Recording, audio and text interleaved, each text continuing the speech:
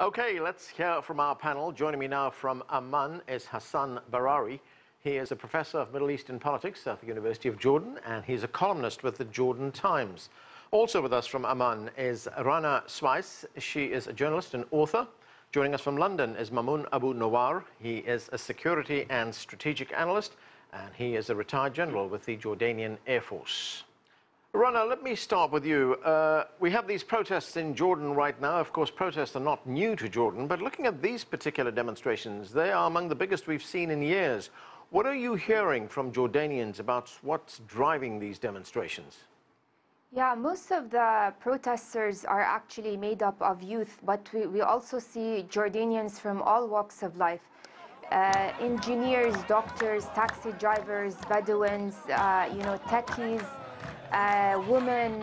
So this is indeed the largest protest in Jordan since the Arab Spring, but more importantly, this is really led from a grassroots kind of level. They're not affiliated with any political party or group, carrying mostly Jordanian flags. So what we're seeing is really a pent-up grievances that have risen in the past years due to bad economic policies, they say, and of course the cherry on top, which was the proposed new tax law. And as we heard from our reporter, Rana, a lot of this has to do, of course, with the austerity measures that have been imposed on Jordan by the IMF after Jordan took that loan from the IMF. Yes, exactly. So Jordan is indeed has to pay back, and they were left with no choice except to take these measures. But it was a matter of not communicating to the people, and really a sense of loss of confidence and past bad economic policies that led us to where we are today.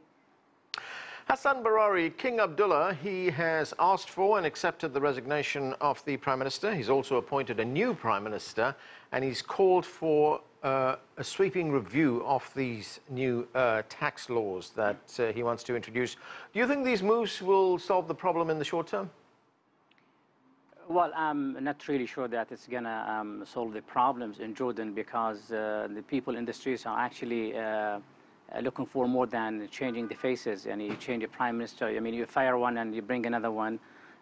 This probably can help calm the situation a little bit, but actually the grievances of people are deeper than that. It's about the policies themselves. So I think what the king needs to think about, and his new prime minister, is to rethink of the whole approach, the economic approach, and also to start a political reform in Jordan. I mean, when I'm saying political reform, I mean a genuine one that will produce an independent parliament that can stand up to the government. Our problem with the outgoing government was one of, especially the prime minister was not even communicating with people. He was he was looking down at people. He never shown TV, and he never had an argument. And he thought that he was appointed by the king, and then he can dictate things in the people, and the people had no choice but to give in. This did not work in Jordan, actually. And people, which they don't belong to any political party, they're mainly independent people, affected by those bad policies, say their word. They want a change, and the change should be in the approach itself. General Mamoun, it seems like there are many factors that have come together to create this perfect storm here in Jordan. Of course, we have the IMF imposing austerity measures on the country. You have domestic economic concerns. You have a cutoff in aid from other countries. In fact, King Abdullah himself has said in a tweet that regional factors are a cause of Jordan's current economic problems. And I'll quote that tweet to you. He said, "The regional situation surrounding Jordan, the closure of traditional markets for Jordan's exports, and the high cost of securing our borders have been and still are the main reasons for the difficult economic conditions we are facing." Explain that to us, General. Why are regional conditions contributing to the problems that Jordan is facing right now? Yes, but first of all, I'd like to agree fully with Professor Hassan, what he highlighted the problem, the economic and the state structure. We need more on a check and balance system. We need to fight corruption, more liberal approach, informing government, parliamentary government, all kind of things. So we need, full reform in political and in economic. About the regional issue, I think Jordan now have to react very quickly, because the situation now might lead to changing prime minister this way would not solve the problem. That's what I think, because this is a classic, and this is number 13 prime minister since 1999. So the problem is staying there, and how can he find the fund resources to get the country back on track?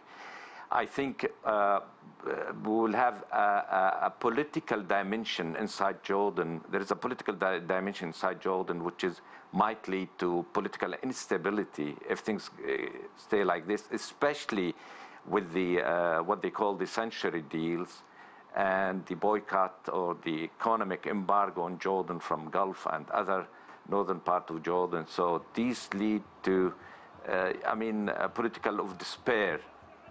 Rana Sweis, of course, Jordan is also facing a huge refugee problem. It now hosts something like 700,000 Syrian refugees.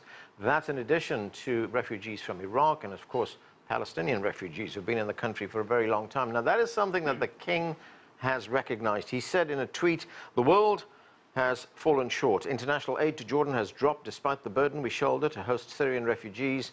Jordan is dealing with unanticipated economic and regional changes. No plan could have mitigated these challenges quickly and effectively." How big a problem for Jordan is the influx of refugees? The influx of refugees for a country that has very limited resources, just as an example, in the town of Mafraq in the north of Jordan, the population has increased 100%. We also have a refugee camp that has 80,000 and is one of the largest refugee camps as well. The burden on Jordan really is in terms of water resources, in terms of garbage collection, in terms of day-to-day kind of issues. But there are also benefits to the refugees, and we should not forget that. If you're an owner of a building, if at the same time they have to purchase, so yes, it's a burden. There are positives and negatives, but for a country of Jordan, it's a very heavy burden. And the conflict now, the Syrian conflict, is going into its 8th year, and there's a donor fatigue, and there's uncertainty of where the Syrian crisis is going. So this is a very big concern for Jordan, the donor fatigue, and they are worried that, and we have seen this, that aid will decrease for Syrian refugees, but also for Jordan in general. And for a country that is heavily dependent on foreign aid, this is a huge issue. But it also means that Jordan needs to look within and start political, social, and economic reform so it can move forward and sustain itself as well. And we have to find a way where we are not completely dependent on aid. We have to make a better environment for investors and entrepreneurs, which is very weak at the moment. So these are the kinds of challenges that we are talking about when we're talking about refugees. Hassan Barari, as we can hear, Jordan's facing a number of challenges, but it has remained relatively a stable country in the region. It's not experienced what other countries have experienced during the Arab Spring. But I'm wondering, will it remain stable, or is what we're seeing now some kind of delayed Arab Spring? Well, I think Jordan gonna stay stable for the foreseeable future, and there's no question about that. We have a leadership that is responsible and somehow responsive to the needs of people, and we have people, Jordanians, who will not actually allow Jordan to degenerate into a kind of anarchy, like the situation in Syria, Libya, Yemen, etc. There's no question about that. And here I want just to pick on what General Mamoun just said. It's about the region itself. You know, I think the threats come from without Jordan, not from within. We have the Israelis expansionist foreign policy at the expense of the Palestinians. We see also the Saudis agreeing with the ultimate deal or the century deal, and they put a lot of pressure on Jordan to accept that. And that's why actually in Jordan, we're being punished for our policies, our foreign policy. And this is a problem. So I think Jordanians on the whole are aware of those challenges and aware of the pressures being exerted and exercised on the Jordanian leadership. And there's also a kind of even an identification between the king and his people when it comes to the Palestinian cause. And this is an advantage for the leadership. And he's still, you know, people are looking up for the king to step in and do something to make the difference internally.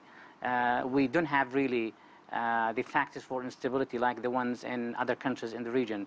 But still, our problem is the economic one, and I think we need to look at this problem and work together as Jordanians, like a new government and hopefully a new parliament, and also a new political will in order to involve the youth. If you look at the fourth circle, for instance, and you talk to the people, I was there myself, I talked to them.